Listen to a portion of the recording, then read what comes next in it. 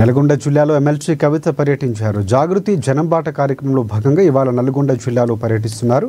తన అనుచరులతో కలిసి డిండి ఎత్తిపోతల పథకం పరిధిలోని నాంపల్లి మండలం కృష్ణరాంపల్లి ప్రాజెక్టు వద్ద భూ నిర్వాసితులు కలిశారు. ఈ సందర్భంగా భూ నిర్వాసితులతో మాట్లాడారు. 2013 భూసేకరణ చట్టం ప్రకారం గత ప్రభుత్వం ఇచ్చిన హామీలు ఇప్పటి వరకు అమలు కాలేదని భూ నిర్వాసితులు కవితకు చెప్పారు.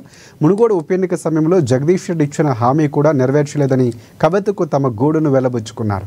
దీనికి స్పందించిన కవిత భూ నిర్వాసితులకు రావాల్సిన ప్యాకేజీలను ప్రభుత్వం దృష్టికి తీసుకువెళ్లి త్వరగా పరిష్కారమయ్యేలా చర్యలు తీసుకుంటారని హామీ ఇచ్చారు. फोन मोबाइल अंक दिया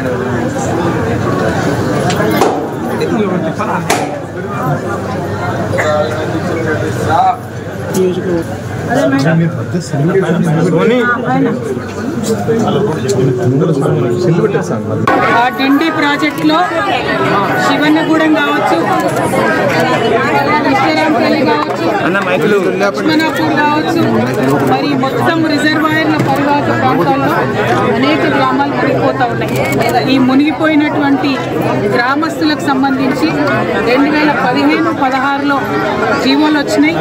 ఆనాడు ల్యాండ్ అక్విజిషన్ ఏమో 2013 చట్టం ప్రకారం చేసింది. కొంతమంది దగ్గర 123 చట్టం ప్రకారం చేసింది. దాంట్లో ఇల్లు మరి కొంత అక్వైర్ చేయలేదు, కొన్ని చోట్ల డీటెయిల్స్ రాసుకోలేదు. ఆనాడు 2015-16లో 18 సంవత్సరాలు నిండినటువంటి వారికి మరి ఆనాడు ఇంక్లూడ్ చేసుకోవడం జరిగింది. కానీ ఇప్పటి వరకు కూడా ఎక్కడ కూడా ప్రాజెక్టు కంప్లీట్ కాలేదు, నీరు రావడం లేదు.